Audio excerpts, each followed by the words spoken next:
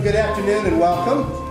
My name is David McAllister. I'm the pastor here and the executive director of our performance series, and Alan is our artistic director for the series. And it's wonderful to welcome Alan and Elaine this afternoon. And my name is Alan Chan.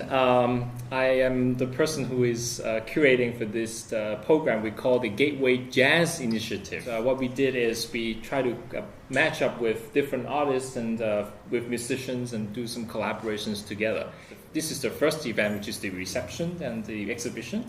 And then tomorrow will be a jazz big band, 17-member band will be on this stage.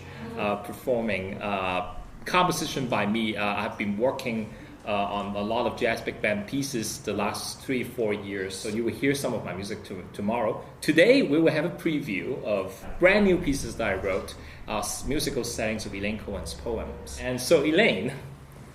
Alan. So people are probably wondering, what am I doing here? How did this happen? Because I come from Cape Cod. I'm living on Cape Cod. But actually, we met in 2010, about a year ago, in Florida, in the Atlantic Center for the Arts. We were both in a residency. Alan was with the composers, and I was with the writers. The writers and the musicians collaborated a lot last year in Florida. And Alan and I became friends, and I gave him a postcard, or actually just a photograph of one of my pieces. And he said, "Do you know what this says on here, the Chinese letters?" And I go, "No." And he said, "This is very funny." Because I don't know how you did this, but it's like very funny. And because I had been working on this series on and off for a number of years, and just using the Chinese newspapers as a graphic element in the work, and being using that as part of an overall composition visually rather than with meaning. I don't know what I chose. I really love the idea that, talk about jazz, icon of American music, but also it's also part of way of life. We come across with many different cultures and different peoples and different demographics, and then we create this form which is a collage of many ideas together.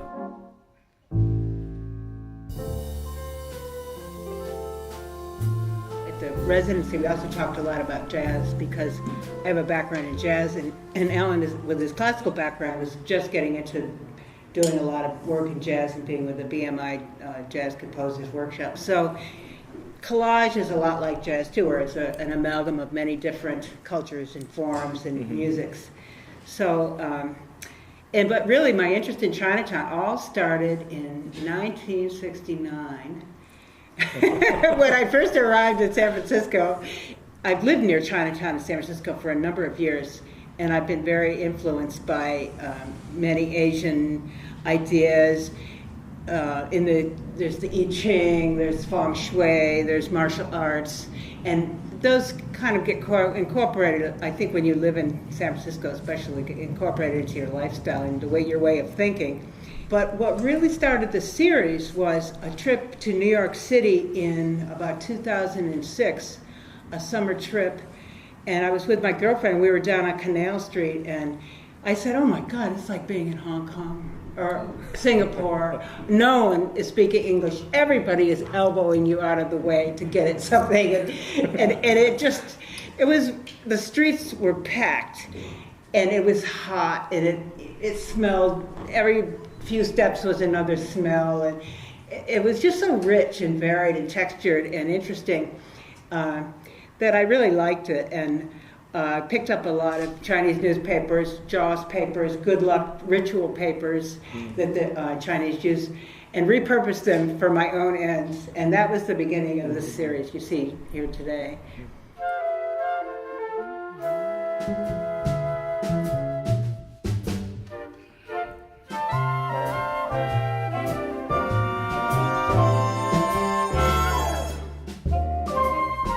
I did a lot of poetry in the 70s and 80s, and in San Francisco there was a nice poetry scene happening. But when I started writing about jazz, I really felt I would be writing about jazz as a poet and trying to describe the music so you couldn't go to the concert, but I wanted to give the reader a sense of what it was like to go to hear the concert. I realized my poems were telling stories, so for many years, I wrote prose for a while. And then I have recently, the last couple of years, have come back to writing poetry. That's great. Elaine showed me this called Solita, serial poem. So I picked two, which is the Monte Alban. Monte Alban is a very famous UNESCO site. And also Solita, which is about the... Yeah, we'll just hear it. Yeah. Great.